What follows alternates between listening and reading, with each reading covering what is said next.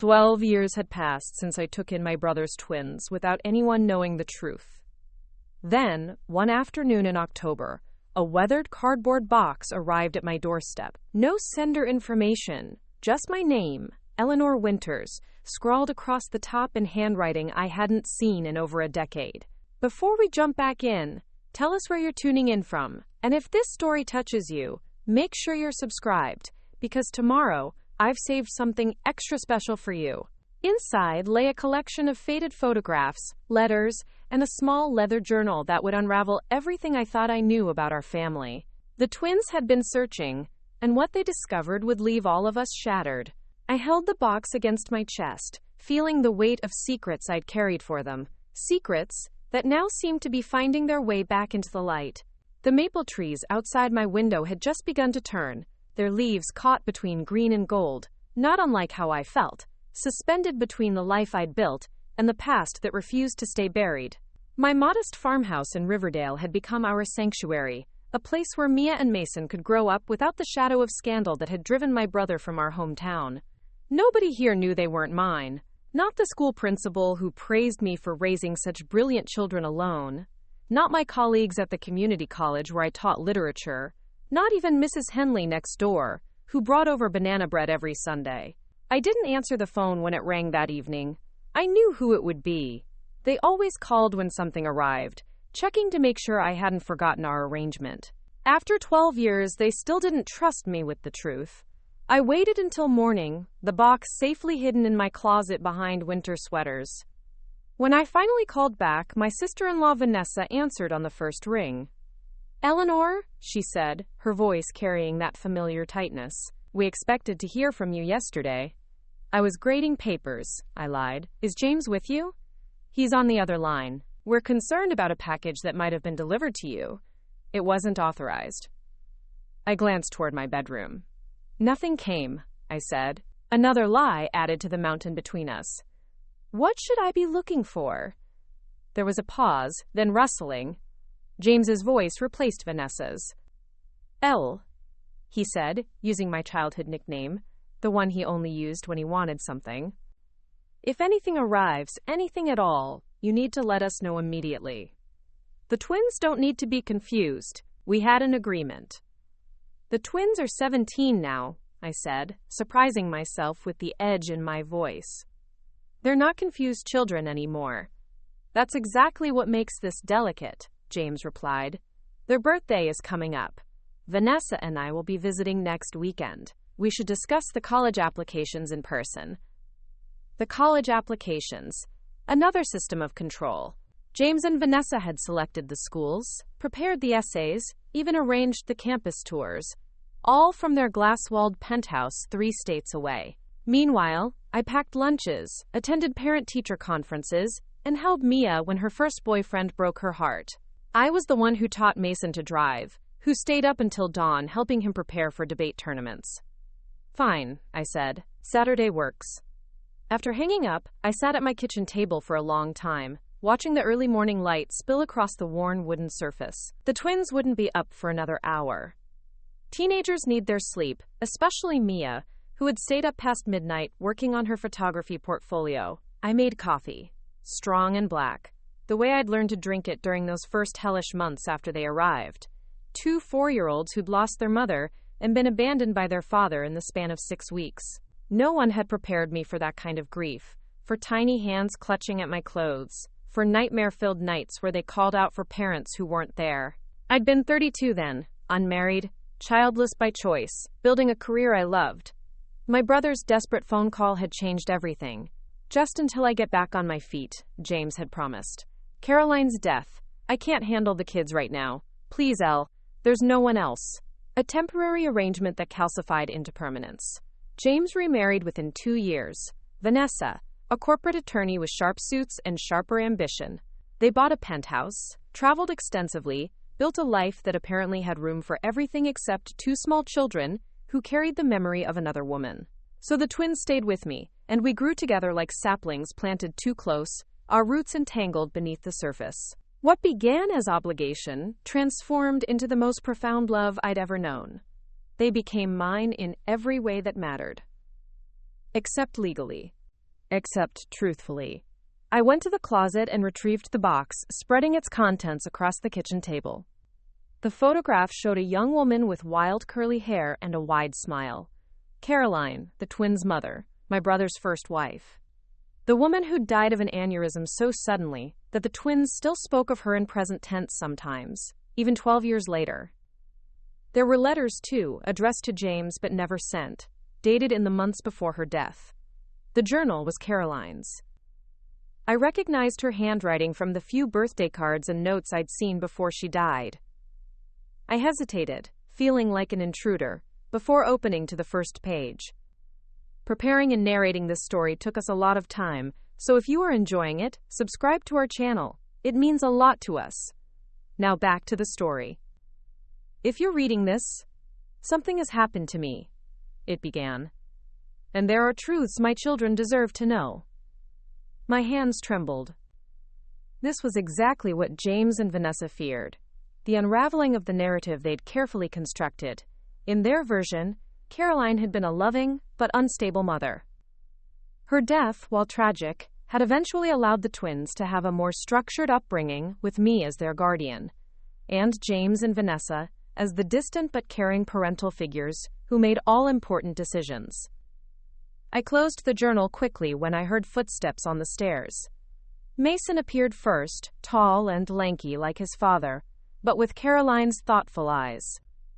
"Morning, Aunt Elle," he said, heading straight for the refrigerator. "Is that coffee ready?" I gathered the items back into the box. "Since when do you drink coffee?" "Since AP Physics," he replied, pouring himself a cup and adding an obscene amount of sugar. He noticed the box. "What's that?" "Just some old teaching materials," I said, another lie that tasted bitter. "How's the college essay coming?"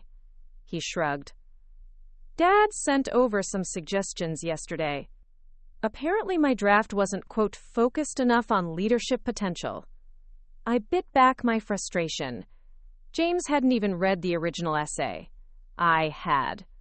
It was beautifully written, a thoughtful exploration of how growing up in a small town had shaped Mason's perspective on community. But James wanted something that would impress admission officers at Ivy League schools, something that reflected the son he imagined, rather than the one he barely knew. "Your essay was perfect," I said firmly. "Maybe consider his input, but don't lose your voice." Mason gave me a half-smile that didn't reach his eyes. "Yeah, well, he's paying the tuition, right? His name, his rules." Before I could respond, Mia bounded into the kitchen, her dark hair piled in a messy bun on top of her head. Where Mason was methodical and reserved, Mia was all vibrant energy and quick decisions. She grabbed an apple from the fruit bowl and perched on a stool. "Dad called me last night," she announced between bites. "He and Vanessa are coming this weekend. Apparently they have quote, quote, quote, quote, quote, quote, quote, quote, quote, quote, quote, quote, quote, quote. I nodded, trying to keep my expression neutral. "They mentioned they were visiting. I told him I already applied for that photography workshop in Seattle." Mia continued, her frustration evident. "But he said we needed to discuss my priorities. Like spending summer in a corporate internship is somehow better for my photography portfolio." This was the pattern. James and Vanessa, swooping in with plans and expectations, treating the twins' lives like investments to be managed, rather than journeys to be supported. I'd pushed back over the years, fighting small battles over music lessons. Mia wanted violin, Vanessa insisted on piano, summer camps. Mason loved astronomy, James preferred leadership retreats, and countless other decisions. "We'll figure it out," I promised, though I wasn't sure how. "You both have school in 20 minutes. Don't forget, I have faculty meetings until 6 today." After they left, I took the box to my bedroom and hid it under my bed. I'd need time to go through everything properly, to understand what Caroline had written before deciding what, if anything, to share with the twins. They had a right to know their mother, the real woman behind the carefully edited stories James allowed. But timing mattered. Perspective mattered. The faculty meeting dragged on, a tedious discussion about curriculum changes that normally would have engaged me. Today, I couldn't focus. My thoughts kept returning to the box, to Caroline's words waiting to be read, to the twins who had built their identities around fragments of truth and carefully constructed fictions. When I returned home, the house was quiet. A note on the refrigerator informed me that Mia was at photography club and Mason was at debate practice. I had perhaps 2 hours before either returned. I retrieved the box and settled at the kitchen table. Caroline's journal entries began 8 months before her death. She wrote about her growing suspicions that James was having an affair, about confronting him, about his denial and subsequent confession. She wrote about her decision to fight for her marriage, for her family, despite the betrayal. And then, the entry that made my heart stop. "I've learned something today that changes everything," Caroline had written 3 months before her death. "The woman James has been seeing is pregnant. He doesn't know yet. I intercepted the message she left while he was traveling. I'm not sure what to do with this information. The twins deserve stability. But how can I stay knowing there will be another child, a half-sibling they may never know?" I sat back, stunned. A half-sibling? James had never mentioned another child. The timing aligned perfectly. Caroline died shortly after this entry. James had been distraught, overwhelmed with the twins. He'd never mentioned another woman, another baby. Unless I flipped through the journal frantically, searching for more information. The final entries detailed Caroline's decision to leave James, to take the twins and start fresh. She'd consulted a lawyer. She'd begun making arrangements. And then the journal ended abruptly, just 2 weeks before her sudden death. The photographs made more sense now. They weren't random memories. They were evidence Caroline had been collecting. James with another woman. Documents from their joint accounts showing unexplained withdrawals. A lease agreement for an apartment I'd never known about. My phone rang, startling me. James's number flashed on the screen. "Have you checked the mail today?" he asked without preamble. "Nothing unusual," I lied, my third of the day. "Why are you so concerned?" "Caroline's sister Rebecca has been making noise lately," he said. "She's found some old papers, thinks she has some claim on the twins' trust fund. It's nonsense, of course, but she might try to contact them." Rebecca. I hadn't heard that name in years. After Caroline's death, she'd wanted to stay involved in the twins' lives, but James had shut her out, claiming her presence would only remind them of their loss. Another lie, it seemed. "The twins might want to know their aunt," I said carefully. "Absolutely not," James snapped. "Rebecca is unstable, always has been. I'm their father, and I determine what's best." "But you weren't there," I wanted to scream. "You weren't there for first days of school, for chicken pox, for broken arms and broken hearts. You sent checks and made demands and visited 3 times a year with presents that never quite matched who they were becoming." "I should go," I said, "dinner to prepare." After hanging up, I sat with my thoughts swirling. If Rebecca had sent the box, if she knew about the affair, about the possible half-sibling, the implications were staggering. The twins' entire understanding of their family history could be upended. I heard the front door open and quickly returned the box to its hiding place. Mason came in first, dropping his backpack by the door despite my constant reminders to hang it up. "Mrs. Calloway says I'm a shoo-in for valedictorian," he announced, pride evident despite his attempt at nonchalance. "Though Dad will probably be disappointed it's not a more prestigious school." "He'll be proud," I assured him, though I wasn't certain. James measured success differently than I did. "Sure," Mason said, unconvinced. "Hey, did you know Mom had a sister?" I was looking through some old yearbooks in the library archives, and I found her picture. The caption said, "Caroline and Rebecca Dixon, sisters and co-editors." I froze. "You were researching your mother?" He shrugged, suddenly defensive. "Is that not allowed?" "Dad barely talks about her, and you only know what he's told you." The hurt in his voice was palpable. Of course they'd be curious. Of course they'd search for connections to the woman who'd given them life, whose absence shaped their existence in ways they were still discovering. "Your mother was wonderful," I said softly, "creative, passionate, stubborn sometimes.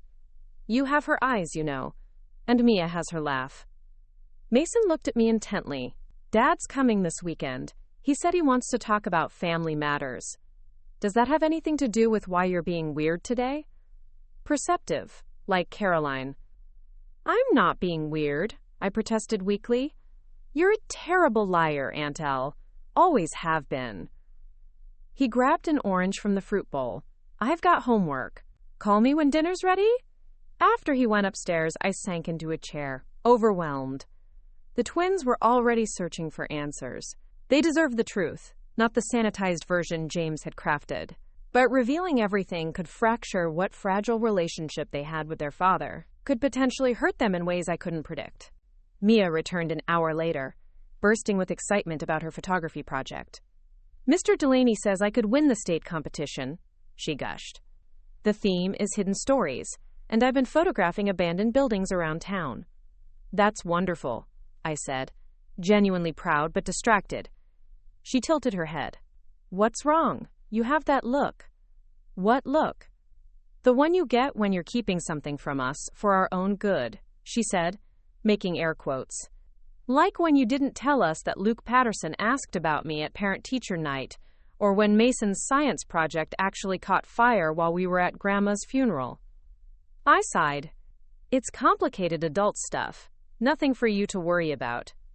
I'm 17, not 7, she reminded me. Is it about Dad coming? Is he trying to change our custody arrangement again? My head snapped up. What do you mean again? Mia's eyes widened. You didn't know? Last year, he and Vanessa talked about having us move in with them after graduation. For college. They have that apartment above their garage being renovated. I overheard them discussing it when they thought I was asleep. My heart clenched. After all these years, James was still making plans for the twins without consulting me, still treating me like a temporary caretaker, rather than the person who had raised them. That's not happening, I said firmly. Good, because we don't want to live with them, Mia replied. Mason and I already decided. We're staying with you through college, if you'll have us. You're our real parent, Aunt Elle. You always have been. Her words filled me with conflicting emotions. Love, pride, guilt. They saw me as their parent, but I'd participated in keeping the truth from them. About their mother, about their father's absence, about the aunt they'd never known. That night, after the twins went to bed, I returned to Caroline's journal, reading each entry carefully. The picture that emerged was heartbreaking.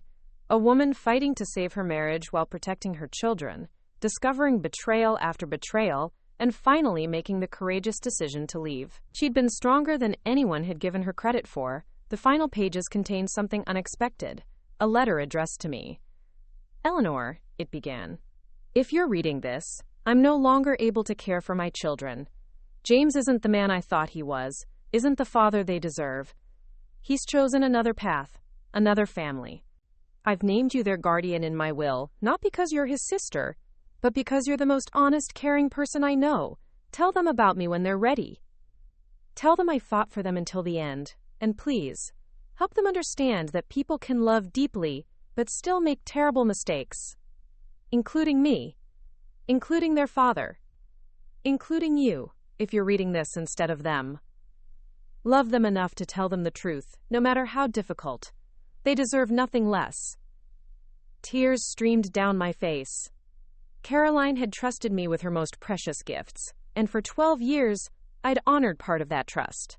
Loving them, raising them, putting their needs before my own. But I'd failed her in one crucial way. I'd allowed James to bury her truth, to rewrite their history, to control a narrative that wasn't entirely his to tell. The next morning, I called in sick to work for the first time in years. I needed time to think, to plan. James and Vanessa would arrive tomorrow, bringing their agenda, their expectations, their version of what the twins' future should look like. I needed to be prepared. I spent the day researching, confirming what I could from Caroline's journal. I found Rebecca Dixon easily enough. She lived in Portland now, working as a family therapist. Her social media showed a kind-faced woman with Caroline's curly hair and wide smile. I didn't contact her yet, but I saved her information. I searched for evidence of James's affair, of the pregnancy Caroline had mentioned. Financial records from that time showed regular payments to a woman named Lydia Mercer that continued for years after Caroline's death, payments that stopped abruptly 5 years ago. I found her too, married now, living in Boston with a 12-year-old daughter whose birthday fell exactly 6 months after Caroline died. The pieces aligned too perfectly to be coincidence. James had fathered another child, a daughter, while still married to Caroline. He'd provided financial support but kept her existence secret from everyone. From me, from the twins, perhaps even from Vanessa. The twins came home from school to find me sitting at the kitchen table surrounded by papers. I hadn't meant for them to see any of this yet, but Mia's sharp eyes immediately noticed Caroline's photograph. "Is that Mom?" she asked, picking up the picture. "Where did this come from?" Mason joined her, his expression shifting from curiosity to suspicion as he took in the scattered documents. "Aunt Elle, what is all this?" I took a deep breath. 12 years of half-truths and careful omissions pressed against my chest. "Sit down," I said gently. "There's something I need to tell you about your mother, about your father, about why things happened the way they did." They exchanged glances, communicating in that silent language only twins seem to share, before sitting across from me. Their faces, so grown up now, so much like Caroline's, watched me expectantly, braced for whatever might come. "Your mother loved you more than anything in this world," I began. "And there are things about her, about your father, that you deserve to know. Things I should have told you long ago." As the afternoon light filtered through the kitchen windows, I shared Caroline's story, her love, her pain, her courage. I showed them her journal, her photographs, her final letter. I told them about Rebecca, the aunt they'd never known. I explained what I'd discovered about Lydia Mercer and the half-sister they might have. They listened in stunned silence, occasionally asking questions, sometimes holding each other's hands. Mia cried when she read her mother's words. Mason grew quiet and still, his jaw tightening in a way that reminded me painfully of James. "Why didn't you tell us before?" Mia finally asked, her voice small. "I thought I was protecting you," I admitted. "And part of me was afraid. Afraid your father would take you away if I didn't follow his rules. Afraid you might resent me for not being her. Afraid of disrupting the life we'd built together." "Dad's been lying to us our entire lives," Mason said, anger replacing shock. "About Mom, about why he was never around, about this sister we never knew existed." "Your father made choices I don't agree with," I said carefully, "but he does love you in his way." "His way isn't good enough," Mia declared, tears giving way to indignation. "We deserved to know our mother. We deserved to know our aunt. We deserved the truth." I couldn't argue with that. They were right. "I'm sorry," I said simply. "I should have told you sooner." Mason stood abruptly. "Dad and Vanessa will be here tomorrow. What are we supposed to say to them? Hey, thanks for hiding our entire family history and manipulating our lives from a distance?"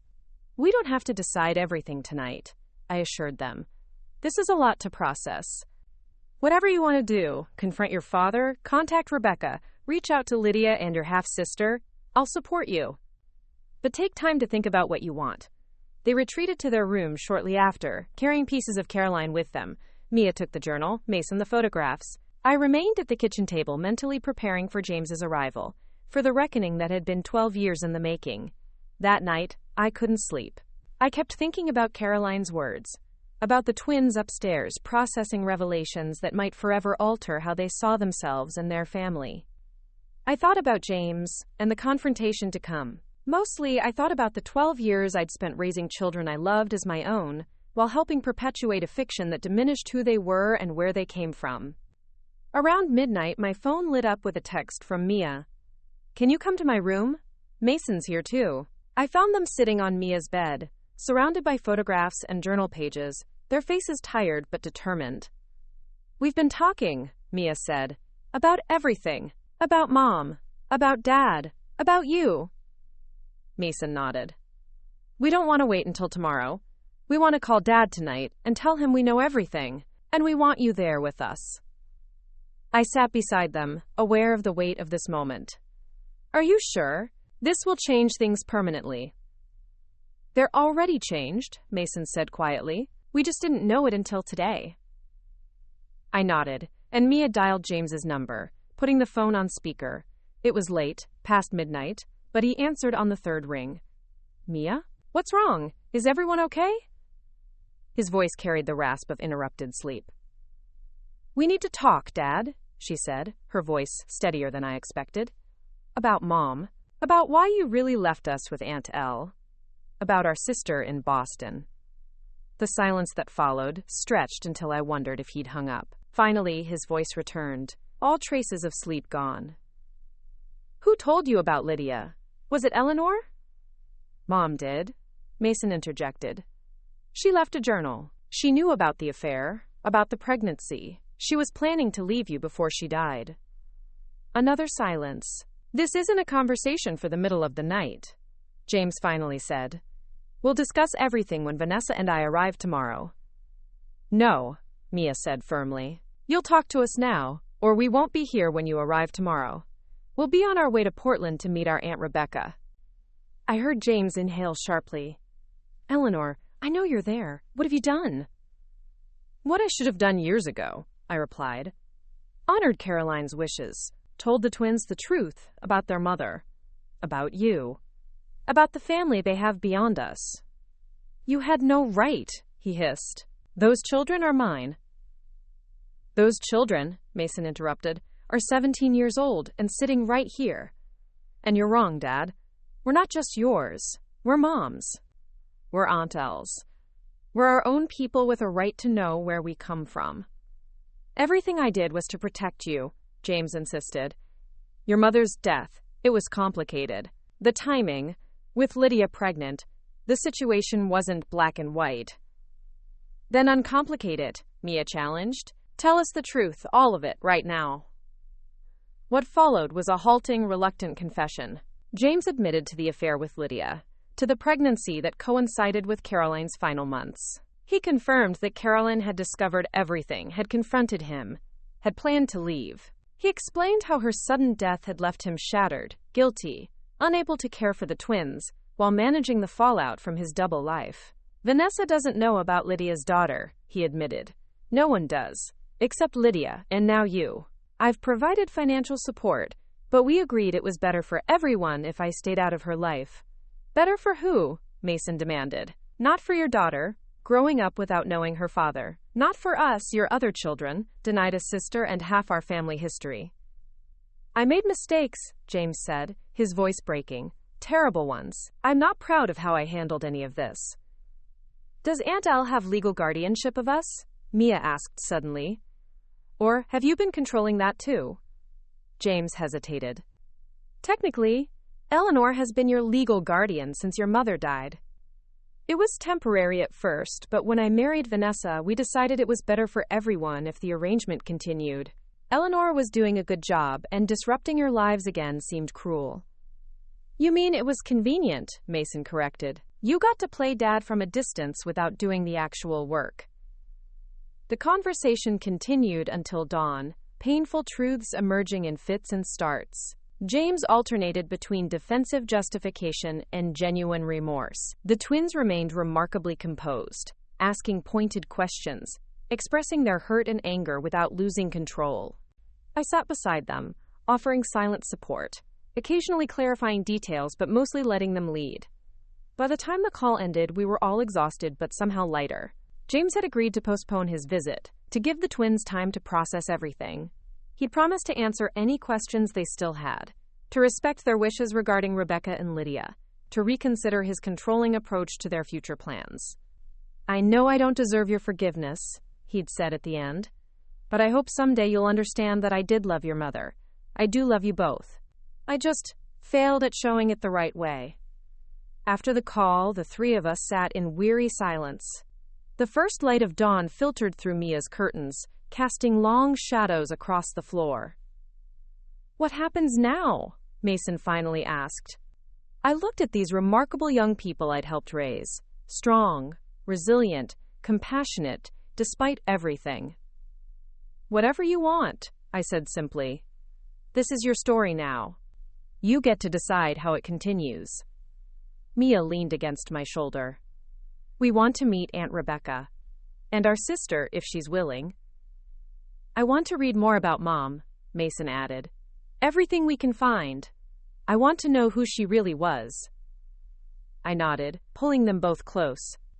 Then that's what we'll do. Together. As morning fully arrived, brightening Mia's room with golden light, I thought about Caroline's final request, that I love her children enough to tell them the truth. It had taken 12 years and a box of memories to fulfill that promise, but looking at the twins now, I knew it had been worth it. The road ahead would be complicated, emotional, uncertain. There would be more difficult conversations, more revelations, more adjustments to their understanding of family and identity. But for the first time in 12 years, we were standing on solid ground. No more secrets, no more half-truths, no more pretending. Just three people who loved each other, facing whatever came next with honesty and courage. Caroline would have been proud. And finally, so was I. After the revelations of that sleepless night, the following days unfolded like pages from a book I hadn't known I was writing. The twins moved through our home with a new awareness, examining family photographs with fresh eyes, asking questions I'd avoided for years. They were processing their rewritten history while simultaneously planning their future. A delicate balance of grief and determination that left me both heartbroken and fiercely proud. 3 days after our midnight confrontation with James, I found Mia sitting at the kitchen table early in the morning, her mother's journal open beside a notebook filled with questions. "Did you sleep at all?" I asked, starting the coffee maker. She shook her head, dark circles beneath her eyes. "I keep reading Mom's entries, trying to hear her voice. Did she sound like me? Mason says I laugh like her, but what about when she was serious or angry or excited?" I sat beside her, choosing my words carefully. Your mother's voice had this warmth to it, like honey over gravel. When she was passionate about something, she'd speak faster, her hands always moving. She didn't get angry often, but when she did, her voice would get very quiet and precise. Mia nodded, absorbing this detail like it was precious water in a desert. And her laugh? Full-bodied, unstoppable, she'd throw her head back and just let it roll through her. You do have her laugh. And her conviction. Mia traced her finger over Caroline's handwriting. She was planning to take us away, to start over. If she hadn't died, everything would be different. Yes, I acknowledged. But different doesn't always mean better. Loss shaped your path, but so did love. So did strength. She looked up at me, her eyes suddenly sharp. Would you have told us the truth if that box hadn't arrived? Ever? The question hit me like a physical blow. I'd ask myself the same thing each night since the revelations. I'd like to think I would have when you were 18, legally adults. But honestly, I was afraid. Afraid of losing you both to anger or resentment, afraid of James's reaction, afraid of disrupting the life we'd built. Fear makes people do terrible things, Mia said softly. Dad hid an entire person because he was afraid. You hid the truth. Mom was the only one brave enough to face everything head on. She was, I agreed. And now, so are you. Mia closed the journal gently. I emailed Aunt Rebecca last night. I found her through her therapy practice website. I told her who I was, that we'd found Mom's journal, that we'd like to meet her if she's willing. My heart raced. Have you heard back? Not yet. Mia stood, stretching her stiff muscles. I'm going for a run. Tell Mason I took his earbuds when he gets up. Mine are broken.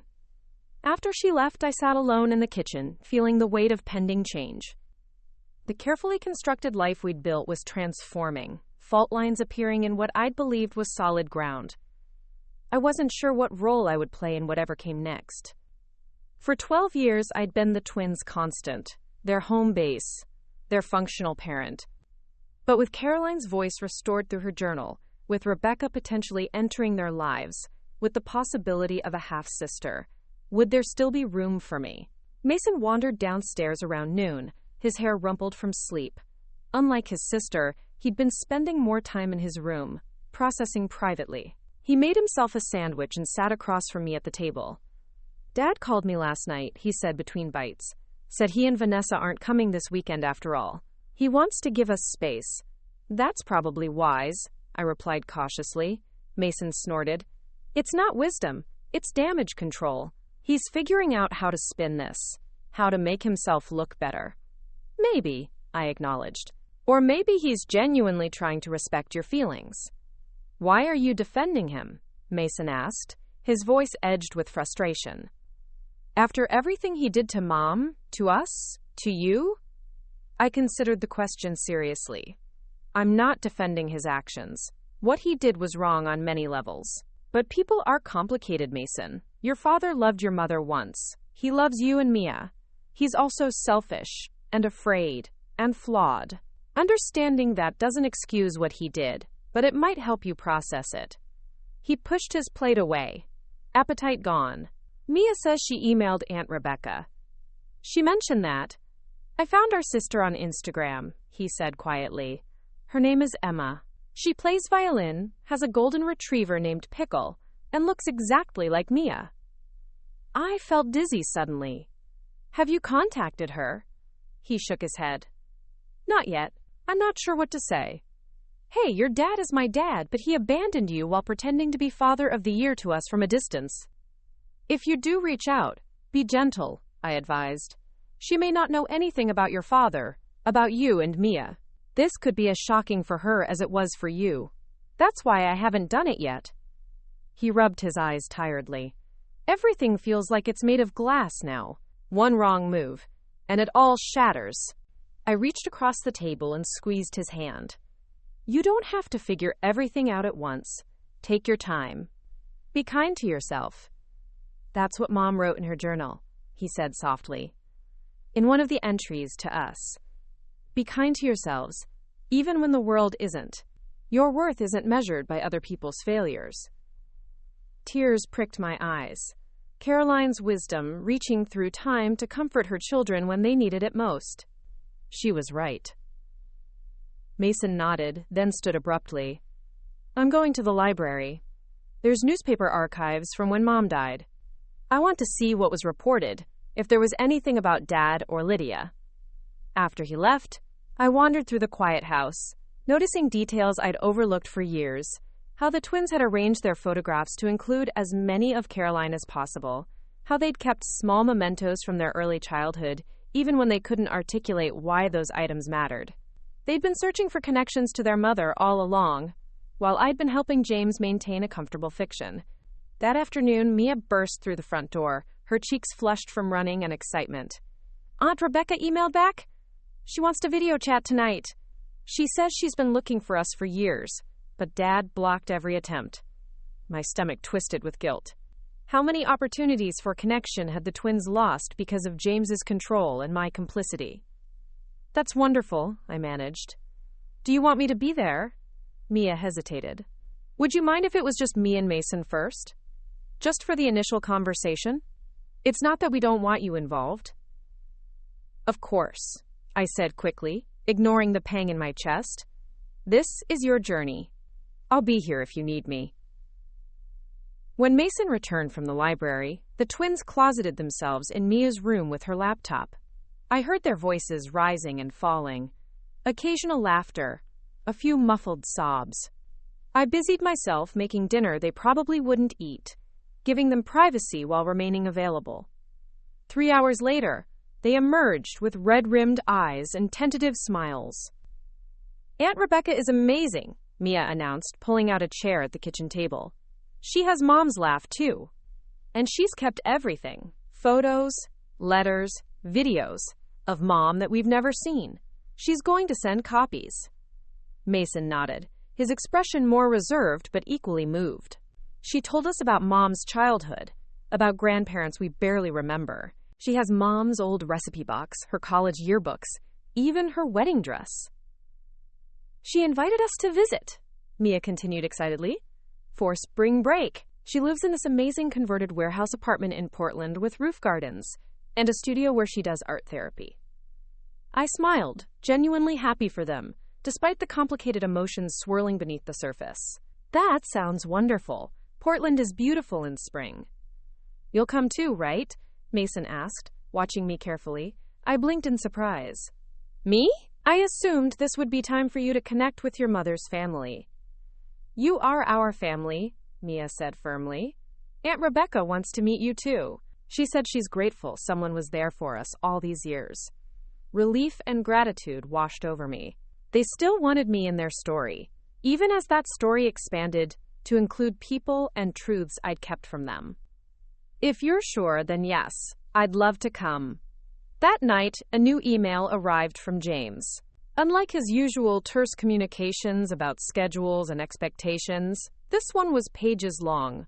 A detailed account of his relationship with Caroline, the affair with Lydia, the circumstances of Emma's birth, and the choices he'd made in the years since.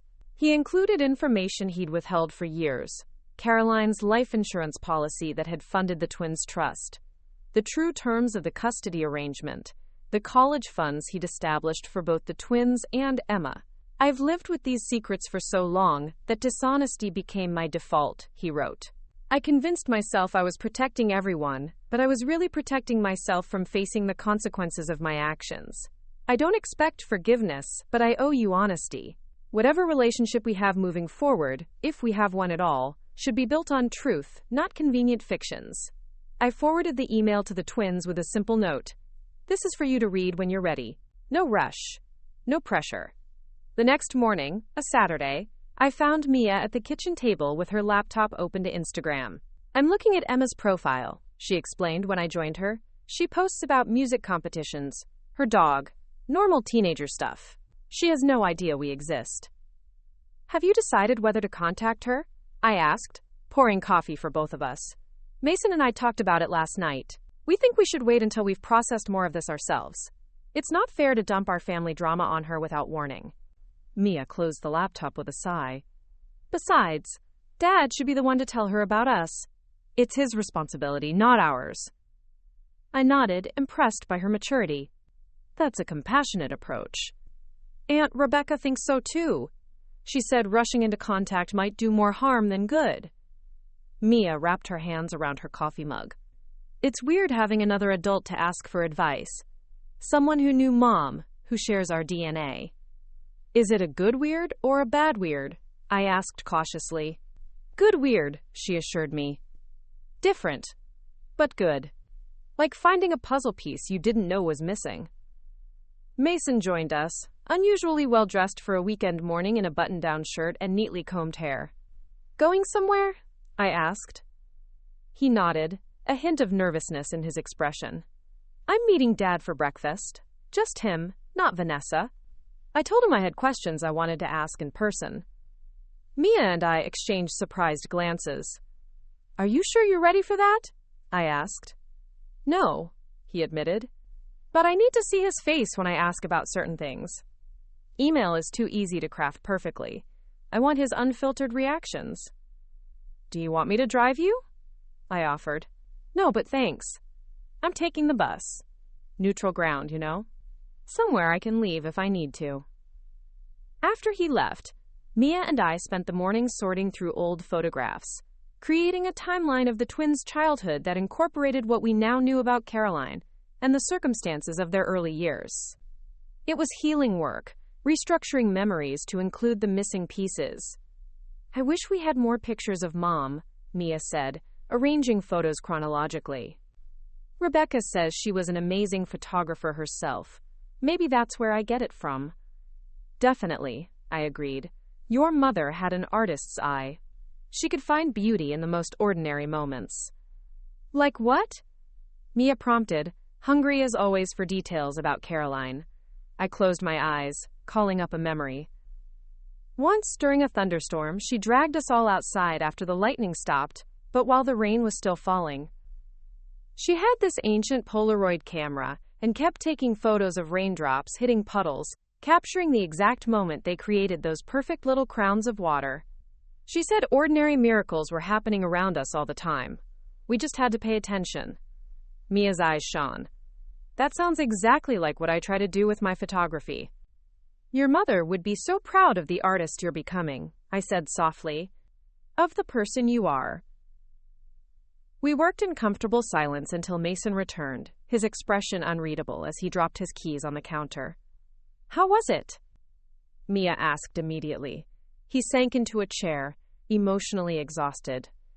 Intense, Dad cried, which I've never seen before, not even at Grandma's funeral. What did you talk about? I asked. Everything. Mom, Emma, why he stayed away, why he kept us from Rebecca. Mason ran a hand through his hair, disheveling his earlier neatness. He admitted something I hadn't expected, that being around us was painful because we reminded him of Mom and his guilt. That's why he kept his distance, why he created this whole separate life with Vanessa. Did that help you understand him better? I asked gently. A little, Mason conceded. It doesn't excuse what he did, but it makes more sense now. He also said he's going to tell Vanessa everything this weekend. About Lydia, about Emma, about all the lies. That's brave, Mia commented. Late, but brave. He's going to contact Lydia too, ask if she'd be open to Emma meeting us someday. Mason looked up, his expression vulnerable. He said he was sorry for putting you in an impossible position all these years, Andel, for making you complicit in his lies. I swallowed hard. He didn't make me do anything. I made my own choices. Because you were afraid he'd take us away, Mia said perceptively. I nodded, facing the uncomfortable truth. Partly that, and partly because it was easier than confronting him, than potentially disrupting your lives. I told myself I was protecting you, but I was also protecting the life we'd built, the role I had in it. You are our constant, Mason said simply, the one person who was always there, who never lied about loving us, even if you couldn't tell us everything. His forgiveness, offered so freely, broke something open inside me. Tears I'd been holding back for days, for years perhaps, finally spilled over. I should have fought harder for you to know the truth about your mother, about your family. Mia moved to my side, wrapping an arm around my shoulders. You fought in other ways. You made sure we had normal childhoods despite everything. You created stability when everything else was chaos. And now you're helping us navigate all of this, Mason added. You could have pretended that box never arrived, but you didn't. You chose truth, even knowing it might change how we see you. Their grace humbled me, their capacity for understanding far beyond their 17 years. We stayed like that for a while, the three of us connected in a moment of honest vulnerability that felt like a new beginning. The weeks that followed brought seismic shifts in our family landscape.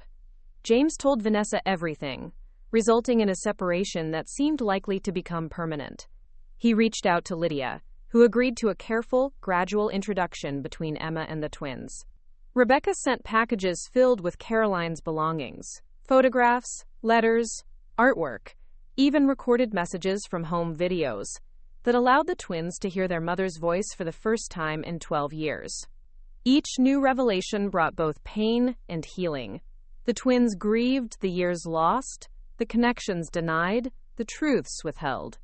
But they also celebrated discovering pieces of themselves in Caroline's writings, in Rebecca's stories, in family traits that suddenly made sense.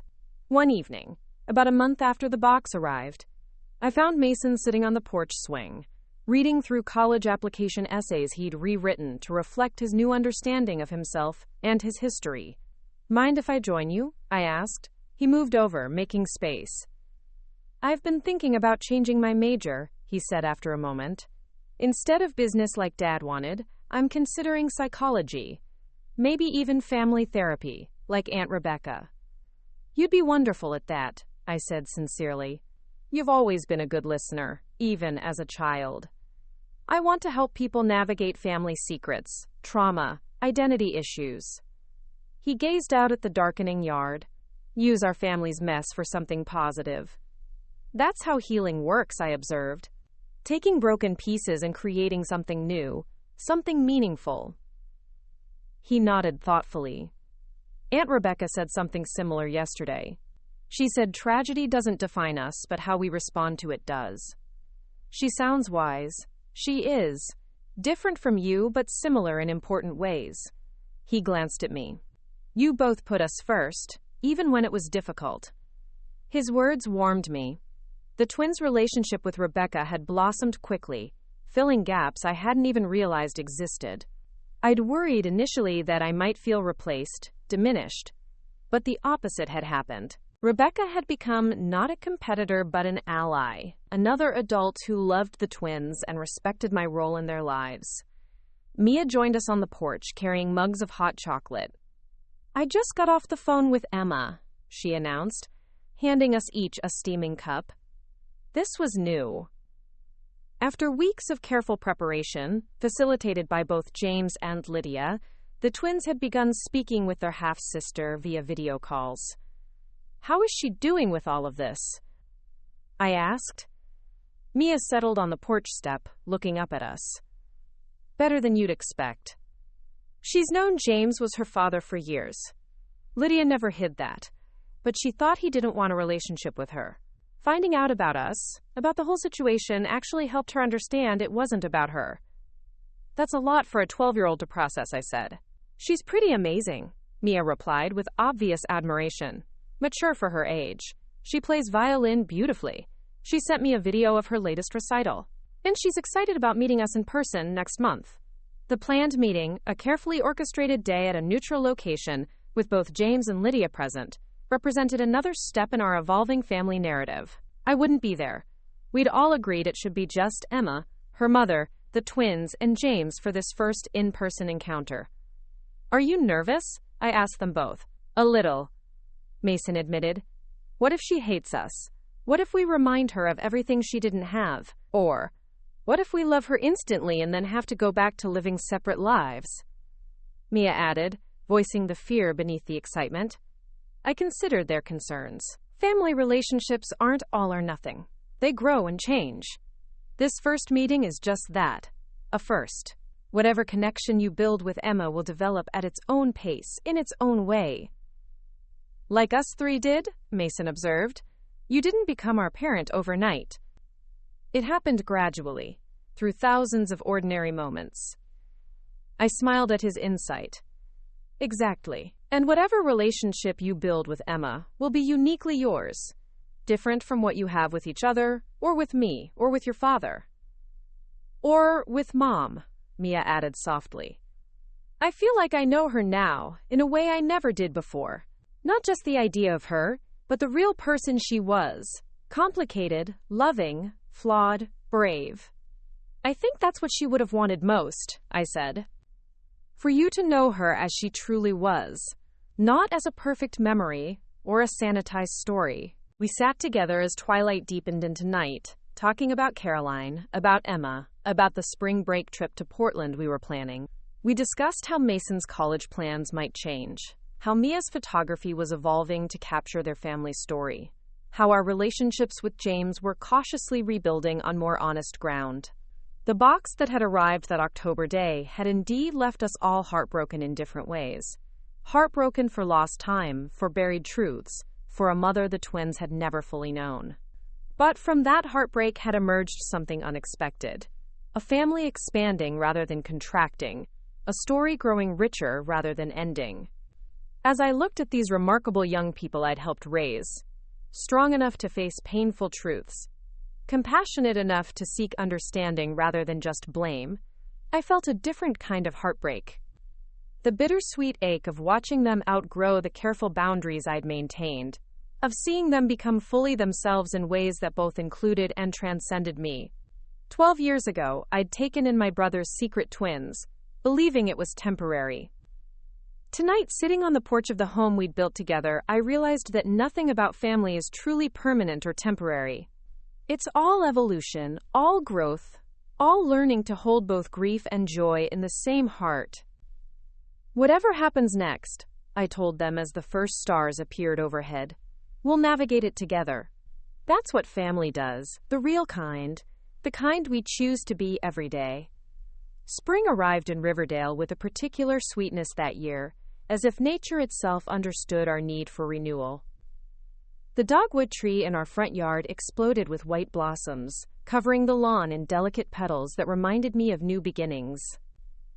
I found myself waking earlier, lingering in quiet moments, savoring the sense of authenticity that had finally permeated our home after years of careful omissions.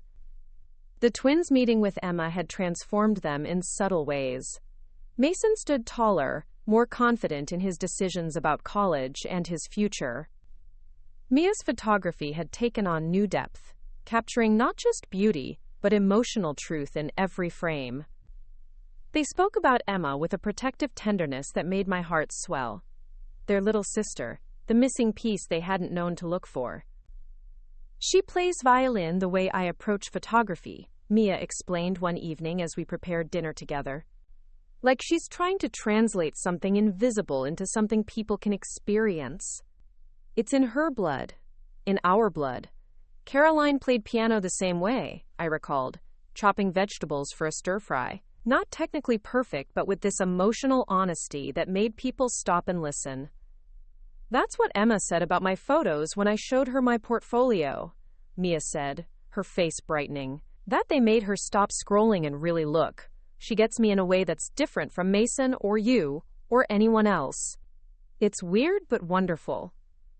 Genetic memory, Mason suggested, entering the kitchen with a stack of mail. There's research suggesting certain traits and affinities might be passed down through DNA, not just through exposure or learning. I smiled at his academic approach. Since deciding to pursue psychology, he'd been devouring research on family dynamics, trauma, and inherited traits. Speaking of mail, he continued, there's something here from Northwestern. Mia nearly dropped the bowl she was holding. My application. Is it thick or thin? Definitely thick, he confirmed, handing her the oversized envelope. She set down the bowl carefully before taking it, her hands trembling slightly. Northwestern's photography program had been her dream since freshman year, but until recently, James had pushed her toward business schools, programs with, quote, practical applications. This application represented her first real step toward claiming her own path. Should I open it now or wait? She asked, suddenly nervous. Now, Mason and I said simultaneously. She took a deep breath and tore open the envelope. Her eyes scanned the first page, widening as she read. I got in, she whispered, then louder. I got in. With a partial scholarship. We erupted in cheers, gathering around to read the acceptance letter together. Northwestern had been impressed not only by her technical skill, but by the emotional narrative of her portfolio. Photographs documenting her journey to discover her mother's story, to connect with her extended family, to find herself in the process. We need to celebrate, I declared. Fancy dinner out? Cake? Both? Both, Mason decided. And we should video call Aunt Rebecca and Emma to tell them. Dad, too, I guess. The casual addition of James to this moment of celebration marked another evolution in our family dynamics. After the initial confrontation and subsequent soul-searching, the twins had established careful, cautious relationships with their father. Not the idealized version he'd tried to project from a distance, but the flawed human reality of who he actually was. He's trying, Mia had observed after a recent lunch with James alone. He actually listened when I talked about photography, instead of steering the conversation toward more practical careers. Baby steps, but still. Later that evening, after dinner at Riverdale's nicest restaurant and celebratory video calls to extended family, I found Mia sitting on her bedroom floor surrounded by photographs. Old ones of Caroline, recent ones of Emma, countless images of our life together. Working on a new project? I asked, sitting beside her. Sort of, she said, arranging images in a circular pattern. I'm thinking about family narratives, how we tell our stories, how those stories shape us, how they change when we discover new information. I picked up a photograph of Caroline holding infant twins, her smile radiant despite the exhaustion evident in her eyes. Your mother would be so proud of you, not just for Northwestern, but for who you've become. I used to imagine her watching me from somewhere, Mia admitted, like a guardian angel or something. It was comforting, but also empty somehow. Now I know her through her writing, her photographs, her sister's stories. She's real to me now, not just an idea. That's the greatest gift in all of this, I said softly, knowing her as she truly was. Mia nodded, then looked up at me with sudden intensity. What about you, Aunt Elle? What's your story beyond being our guardian? The question caught me off guard. For 12 years, I defined myself primarily in relation to the twins, their aunt, their guardian, their de facto parent. My identity had merged so completely with my responsibility to them that I'd rarely stopped to consider who I was beyond that role.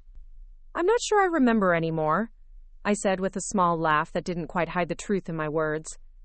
"That's not fair," Mia said firmly. "We've been so focused on finding ourselves, on Mom's story, on connecting with Emma and Aunt Rebecca. We haven't asked about you, about what you want now that we're heading to college." I shrugged, uncomfortable with the spotlight. "I'll still be teaching, still living here.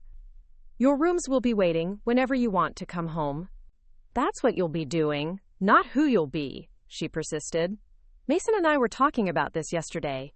You put your entire life on hold for us. Doesn't it seem right that you get to reclaim some of that now?" The thought was simultaneously terrifying and exhilarating. Who was Eleanor Winters apart from the twins? What dreams had I set aside? What parts of myself had I muted to focus on raising them? "I haven't really thought about it," I admitted. "Well, start thinking," Mia suggested gently. "You're only 44. That's basically our age, but with better wisdom and more money." I laughed at her youthful perspective. "Not exactly, but I appreciate the sentiment." "Seriously, though," she continued, arranging a final photograph in her circle, "you deserve a full life too. Not just as our aunt or guardian or whatever, but as yourself."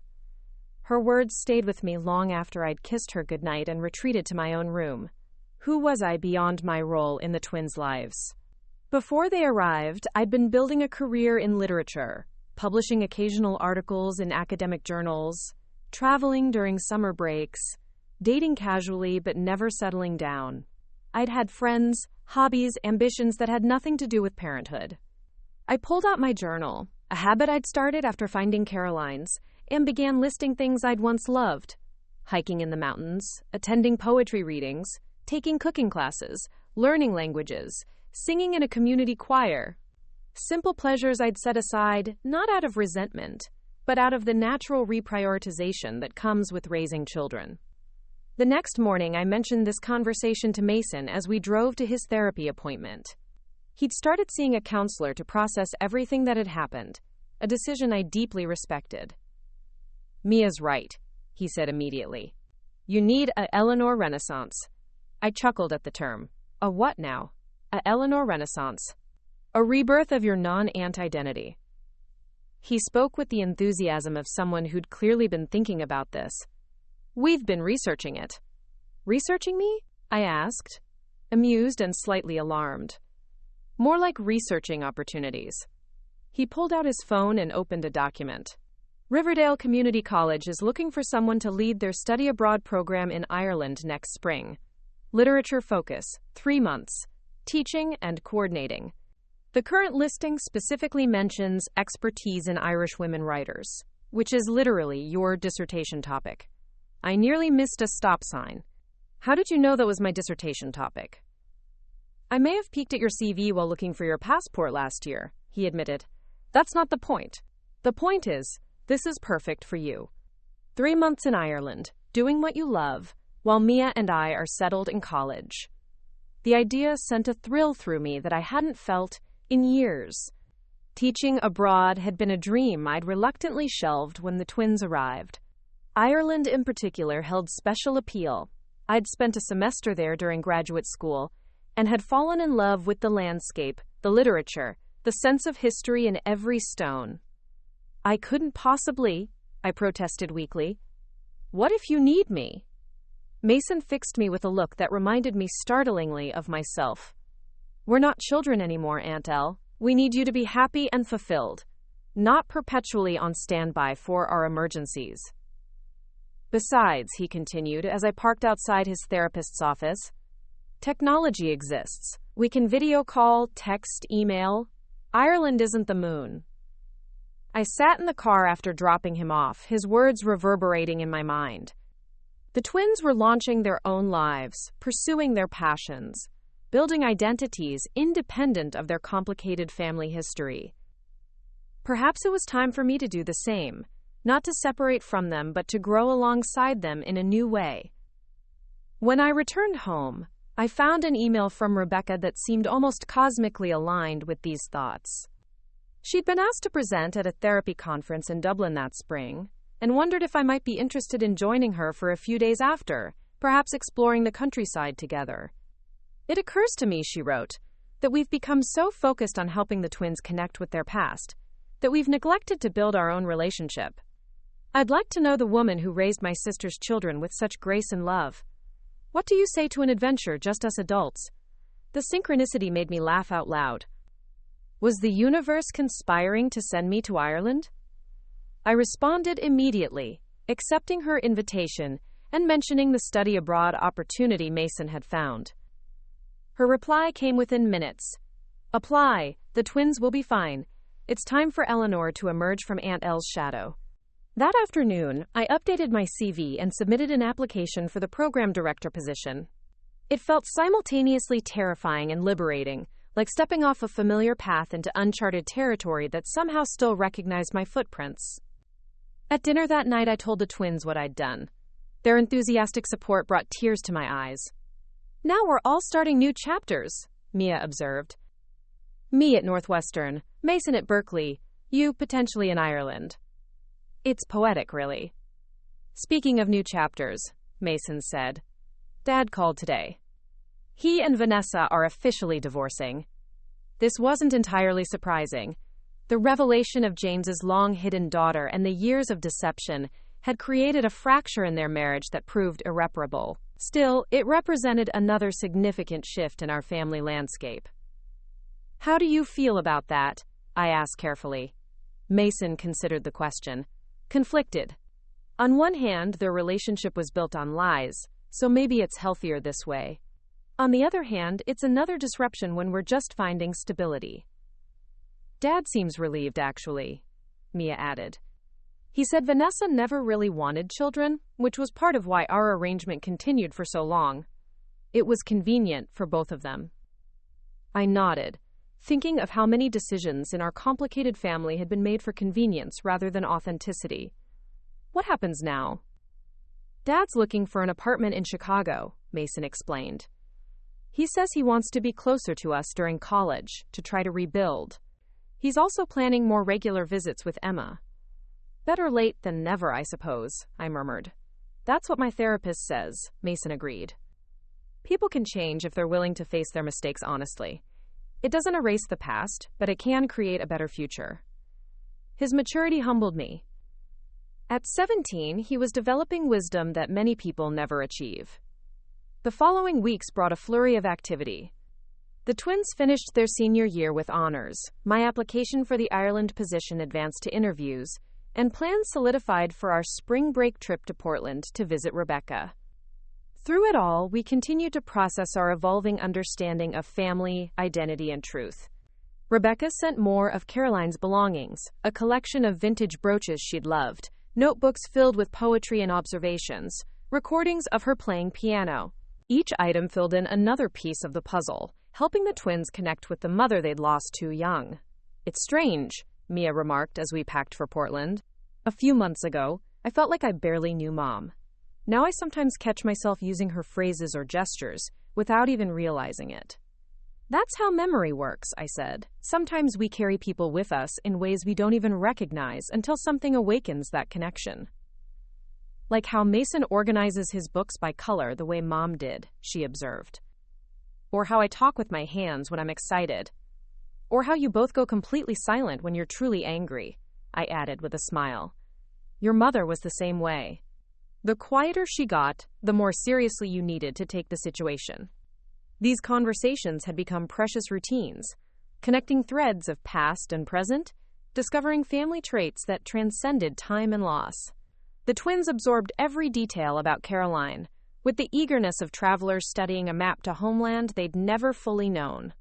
Our week in Portland with Rebecca proved transformative. Her apartment, a converted industrial space filled with plants, art, and natural light, reflected her healing approach to life. The walls featured Caroline's photographs alongside Rebecca's own artwork, creating a visual dialogue between sisters separated by death but connected through creativity. "Welcome to the Dixon sisters' ongoing conversation," Rebecca said when we first entered, gesturing to the paired images. "Caroline and I always communicated best through art. For 7 days, we immersed ourselves in Caroline's world through her sister's memories." Rebecca took us to their favorite childhood spots, shared stories that had never made it into the sanitized version James had permitted, and showed the twins aspects of their mother I'd never known. Her political activism in college, her brief career as a jazz pianist, her collection of first edition poetry books. "Your mother contained multitudes," Rebecca told them as we walked through a botanical garden Caroline had loved. "She wasn't just a wife or mother or photographer. She was complicated and passionate and sometimes difficult. She made mistakes, held grudges too long, loved too fiercely. She was gloriously, imperfectly human." I watched the twins absorb this more complex portrait of their mother, incorporating it into their evolving understanding of themselves. They were learning that legacy isn't a simple inheritance, but a conversation across time, a negotiation between what we're given and what we choose. On our last evening in Portland, Rebecca hosted a small dinner party, inviting friends who had known Caroline in college.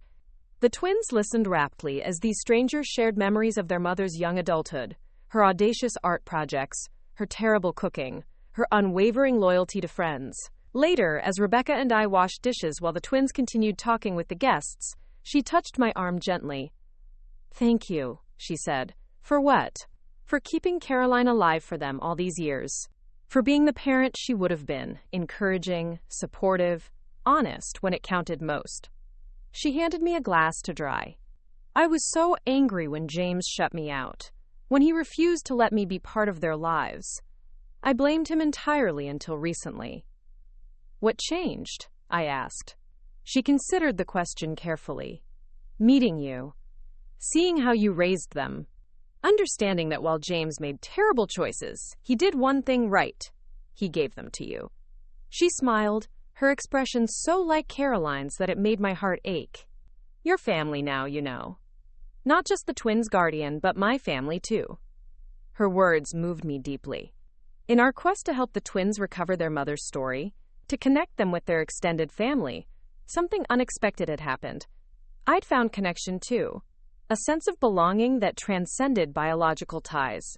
When we returned to Riverdale, a letter waited in our mailbox, formal stationery with the Riverdale Community College logo. With the twins watching anxiously, I opened it to find an offer for the Ireland program director position. "You have to take it," Mia insisted after reading the details over my shoulder. "It's perfect timing. Starts 2 weeks after we leave for college, ends before winter break." 3 months is a long time to be away, I said hesitantly. "It's an opportunity to rediscover yourself," Mason countered. "To be Eleanor the scholar and traveler, not just Aunt Elle." "Besides," Mia added with a sly smile, "Rebecca already told us she's extending her conference stay in Dublin to overlap with your program. You'll have family there too." Their support overwhelmed me. For 12 years, I'd structured my life around their needs, their schedules, their well-being. Now they were essentially giving me permission to reclaim parts of myself I'd set aside, assuring me that my identity could expand beyond caregiving without diminishing our connection. I accepted the position the next day, simultaneously terrified and exhilarated by this step toward rediscovering who Eleanor Winters was, apart from her role as guardian. The weeks that followed brought another unexpected development. James, newly single and seemingly committed to rebuilding relationships with his children, requested a family dinner, me included. The twins agreed with cautious optimism. He arrived at our house with flowers for me. "A wholly inadequate thank you," he said simply, "and thoughtful gifts for the twins. A vintage camera for Mia that had belonged to their grandmother. A first-edition psychology text for Mason that addressed family systems theory. I've been working with a therapist," he explained as we sat around the dinner table. "Trying to understand why I made the choices I did, why I kept you all at a distance." He looked at me directly. "Including you, Eleanor. I treated you like an employee rather than my sister, rather than the person who raised my children when I couldn't, or wouldn't." "Did you find answers?" Mason asked, his expression carefully neutral. James nodded slowly. "Some. Nothing that excuses what I did, but maybe helps explain it. He took a deep breath. After Caroline died, my guilt was overwhelming. Not just about the affair, but about our last conversation. She confronted me about Lydia's pregnancy, told me she was leaving, taking you both. We said terrible things to each other. Then she died before anything could be resolved. He continued quietly. Every time I looked at you two, I saw her face, heard her final words to me. It was easier to create distance, to build a new life with Vanessa, to convince myself I was providing for you financially, while Eleanor handled the emotional work. His honesty, though painful, felt like another piece of our family puzzle falling into place. Not a comfortable piece, not a pretty one, but necessary for the complete picture. I can't change the past, James concluded, but I'm trying to be present now, to be honest now, to support the people you're becoming rather than imposing who I think you should be. The twins exchanged glances, that silent twin communication that had fascinated me since they were toddlers. We're not ready to forget everything, Mia said carefully, but we're willing to build something new if you're genuinely committed. That's more than I deserve, James acknowledged. I'll take it gratefully. As dinner progressed, the conversation shifted to the twins' college plans, my upcoming Ireland position, the ongoing relationship with Emma. For perhaps the first time, we spoke as four adults navigating complicated family dynamics, rather than as estranged relatives maintaining polite facades. Later that night, after James had left and the twins had gone to bed, I sat on the porch swing watching fireflies illuminate the early summer darkness. The past months had transformed us all in ways I couldn't have imagined when that mysterious box arrived last October. The twins had discovered their mother's truth, connected with family they never knew existed, and begun integrating a more complete understanding of their history into their sense of identity. James had finally confronted the consequences of his choices, beginning the long work of authentic relationship rather than convenient fiction. I had started reclaiming pieces of myself, beyond caregiving, preparing to pursue dreams long deferred. What had begun with heartbreak, the painful revelations about family secrets, the recognition of years lost to deception, had somehow blossomed into something unexpectedly healing. Not perfect, not without ongoing challenges, but alive with authenticity and possibility. The twins' college departure loomed just weeks away, marking the end of one chapter and the beginning of another. But unlike the fear and uncertainty I'd anticipated feeling at this transition, I found myself looking forward with a sense of expansion rather than loss. We were all embarking on new journeys, not away from each other, but alongside one another with greater honesty and deeper connection. Family, I was learning, wasn't defined by blood alone, or by flawless histories, or by conventional structures. It was created through truth-telling, through showing up, through loving people as they actually were, rather than as we wished them to be. It was Caroline's legacy to her children, Rebecca's gift to her niece and nephew, even James's belated contribution to our collective healing. And perhaps most surprisingly, it was my own unexpected reward for taking in my brother's secret twins 12 years ago. Not just the privilege of raising two extraordinary young people, but the discovery that family could continuously expand, adapt, and strengthen when built on foundations of authenticity rather than convenience. The heartbreak remained, a tender spot in our shared history. But from that broken place, something new and stronger had emerged. A family redefined, a story reclaimed, a future reimagined with all of us fully present and accounted for. The August morning I drove the twins to their respective colleges remains crystallized in my memory. The quality of sunlight filtering through oak trees along the highway, the particular playlist Mia had created for our journey, the scent of coffee and anticipation filling the car. We'd rented a small moving truck for their belongings, which I would drive while they followed in my sedan, a caravan of transition moving steadily toward the future. "Are you sure you don't want your father to come?" I'd asked the week before, giving them one final opportunity to include James in this milestone. They'd exchanged one of their telepathic glances before Mason answered. "We're seeing him next weekend. This part feels like it should be just us three, the people who've lived together all these years." I understood the sentiment perfectly. Despite the healing that had begun between the twins and James, despite his genuine efforts to rebuild relationships with honesty rather than convenience, our household, the twins and me, remained the core family unit. We were the ones who had weathered daily life together, who who knew each other's rhythms and quirks, who had created home in the truest sense of the word. We'd planned the trip meticulously, mapping our route to deliver Mason to Berkeley first, then heading northeast to Northwestern for Mia. 2 days, 2 campuses, 2 goodbyes that I had been simultaneously dreading and embracing as necessary rites of passage. As we loaded the last boxes into the truck, Mrs. Henley from next door appeared with her signature banana bread and tears in her eyes. "I remember when you two were just little things," she said, hugging the twins, "hiding in my rose bushes and stealing tomatoes from my garden." "We were borrowing those tomatoes for important scientific research," Mason replied with a grin. "And your roses made excellent fairy houses," Mia added, returning the embrace. I watched this exchange with a lump in my throat, suddenly aware of all the community connections the twins were leaving behind. Neighbors who had watched them grow, teachers who had mentored them, the small-town network that had provided a safety net during their childhood. These relationships represented another layer of family we'd built over the years, extending beyond blood ties into chosen connections. Once on the road, conversation flowed easily between nostalgic reminiscences and practical college preparations. Mia kept taking photographs through the car window, the changing landscapes, roadside attractions, even the moving truck ahead with me at the wheel. "Documenting transitions," she explained when I caught her on a rest stop. For my first photography assignment, Berkeley appeared on the horizon like a dream manifested. Sprawling campus, historic buildings, energy pulsing through streets filled with students returning for the fall semester. Mason grew quieter as we approached, his usual analytical calm giving way to barely concealed nervousness. "What if I chose wrong?" he whispered as we parked outside his residence hall. "Psychology instead of business, Berkeley instead of Princeton, West Coast instead of East?" I turned in my seat to face him fully. Every choice closes some doors and opens others.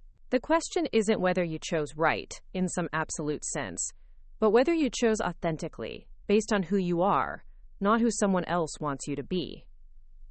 He nodded slowly, absorbing this. "I chose authentically," he affirmed, "for maybe the first time."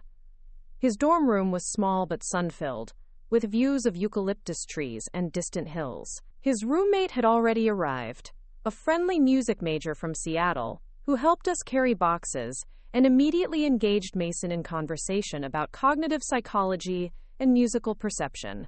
I watched their easy rapport with relief. Mason had always been selective about friendships, but this seemed promising. The unpacking proceeded efficiently, as befitted Mason's methodical nature. Books arranged by subject and color, Caroline's influence, clothes neatly folded, desk organized with precision. The final touch was a photograph I hadn't seen before. Caroline, at about 20, sitting at a piano, her expression one of complete absorption in the music. "Aunt Rebecca found it," he explained, placing it carefully on his desk. "It reminds me that passion matters, that giving yourself fully to what you love isn't selfish, it's necessary." I blinked back tears, recognizing Caroline's gift reaching through time to guide her son. "She would be so proud of you," I said softly, "not just for your achievements, but for your courage in claiming your own path." The moment for goodbye arrived too quickly. Standing in the parking lot, Mason suddenly seemed both older and younger simultaneously. The responsible, thoughtful young man I'd watched emerge from adolescence, and also the solemn 4-year-old who had arrived at my door clutching a tattered stuffed elephant. "I'm not sure how to do this part," he admitted, shifting awkwardly. "I'm not either," I confessed. "Maybe we don't have to say goodbye. Maybe just see you soon and I love you?" He nodded, then surprised me with a fierce hug. "Thank you," he whispered, "for everything, for being exactly what we needed, even when you weren't sure how." "You made it easy," I replied, my voice breaking slightly. "Loving you and Mia has been the greatest privilege of my life." He stepped back, composing himself. "I'll call tonight after orientation. And we still have our Sunday video chat scheduled. And Thanksgiving isn't that far away. And I want updates about your classes," I added, playing along with this mutual reassurance. "And your research opportunities. And whether that roommate's musical theories align with your psychological ones." Mia interrupted with characteristic directness. We need to hit the road if we're going to make Northwestern by tomorrow afternoon. She hugged her brother tightly. Don't get too smart without me, okay? Impossible, he replied with a smile. Twin telepathy, remember? Whatever I learn automatically transfers to your brain. Their easy banter calmed the emotional turbulence of the moment. This separation was natural, healthy, necessary. Not an ending, but an evolution. We were all embarking on new chapters, while remaining connected by bonds that transcended physical distance. Back on the highway, Mia took over driving, allowing me to rest and process. He'll be okay, she said after several miles of companionable silence. Better than okay. Mason's always known who he is, even when he pretended otherwise for Dad's sake. What about you? I asked gently. Are you ready for Northwestern? She considered this seriously, her eyes on the road. I'm ready for the photography program, for living in a creative environment, for learning everything I can about visual storytelling. A pause. I'm nervous about the other parts. Making friends, navigating a big campus, being so far from you and Mason and Emma. You'll find your people, I assured her. You always do. Remember how you started that underground photography club in high school when the official one was too focused on yearbook portraits? She laughed. Mrs. Becker was so scandalized when we exhibited those photographs of abandoned buildings. She called them urban decay pornography. And you called them testimonials to resilience and memory. I recalled. You've always seen beauty and meaning where others don't. That perspective will serve you well at Northwestern and beyond. We reached Evanston the following afternoon, the campus glittering beside Lake Michigan, under a perfect blue sky. Mia's residence hall buzzed with activity. Parents helping students move in, roommates meeting for the first time, orientation leaders in bright t-shirts directing traffic and answering questions. Unlike Mason's methodical approach, Mia unpacked in creative chaos. Clothes draped over furniture while she arranged her photography equipment, books stacked temporarily on the floor while she positioned art prints just so. Her roommate, a dance major from Atlanta, seemed equally artistic in her organizational style, the two of them immediately bonding over shared aesthetic sensibilities. This feels right, Mia declared, surveying her half of the room with satisfaction. Like I can breathe here, create here. I helped her hang a string of fairy lights above her bed, arrange her mother's vintage camera collection on a shelf, position her desk to maximize natural light for editing photographs. The space already reflected her artistic soul. Vibrant, thoughtful, slightly unconventional. The final touch was unexpected. From her backpack, Mia produced a small framed photograph I'd never seen. The three of us on the porch swing last Christmas, laughing at something now forgotten, completely unposed and natural. Aunt Rebecca took it when she visited, Mia explained, placing it on her nightstand. She said it captured something essential about us, how we fit together. I studied the image, struck by what Rebecca had seen. Not a makeshift family created through crisis, but three people who genuinely belonged together, whose connection transcended circumstance. It's perfect, I said softly. Our goodbye came after dinner at a small restaurant near campus. Mia had an evening orientation session, and I needed to begin the long drive home to prepare for my own upcoming adventure in Ireland. I'm not worried about you, Mia said as we hugged outside her residence hall. You're going to be amazing in Ireland. The Eleanor Renaissance is officially underway. I laughed at her continued use of Mason's term. I'm a bit terrified, actually. I haven't lived abroad since graduate school. What if I've forgotten how to be adventurous? She shook her head firmly. Impossible. You took in 4-year-old twins with no warning and built a beautiful life for us. That's the definition of adventurous. Her confidence warmed me. Call any time, I reminded her. Day or night, any time zone. I mean it. I know, she said simply. That's why I'll be okay here. Because I'm absolutely certain you're there if I need you. Even when there is Ireland. One final fierce hug. Then she was bounding up the steps to join a group of new students, her camera already in hand, ready to document this next chapter. I watched until she disappeared inside, then began the solitary drive home, The empty moving truck, a tangible reminder of transition.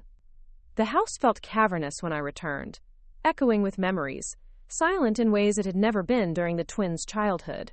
I wandered from room to room, adjusting to the altered atmosphere. Mason's meticulous bookshelves now half empty, Mia's art supplies no longer cluttering the dining table, no teenage footsteps thundering down the stairs at odd hours. Yet rather than the emptiness I'd feared, I found something unexpected. Space. Space to breathe, to rediscover parts of myself, to expand beyond the boundaries of guardianship.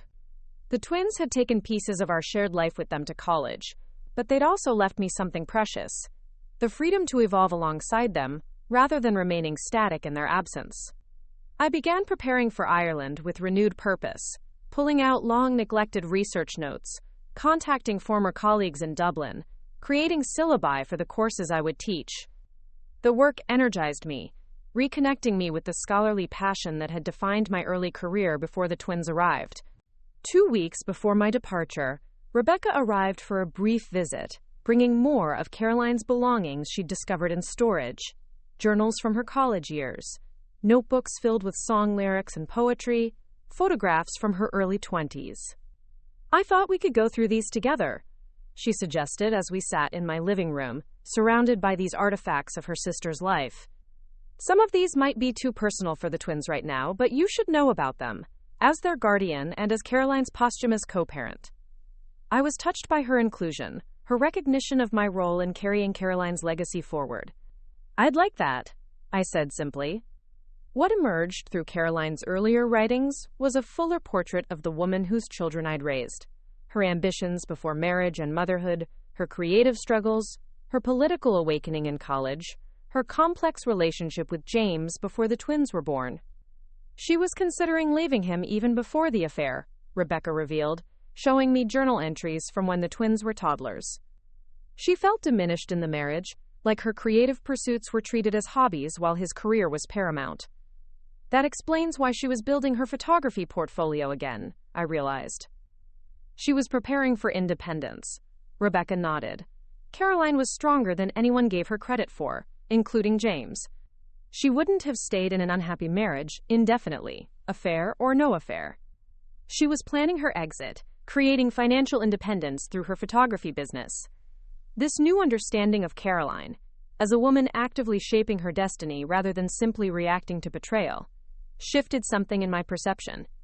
The twins weren't just orphaned by tragedy. They were the children of a mother courageous enough to envision a different future for herself and for them. Up next, you've got 2 more standout stories right on your screen. If this one hit the mark, you won't want to pass these up. Just click and check them out. And don't forget to subscribe and turn on the notification bell so you don't miss any upload from us.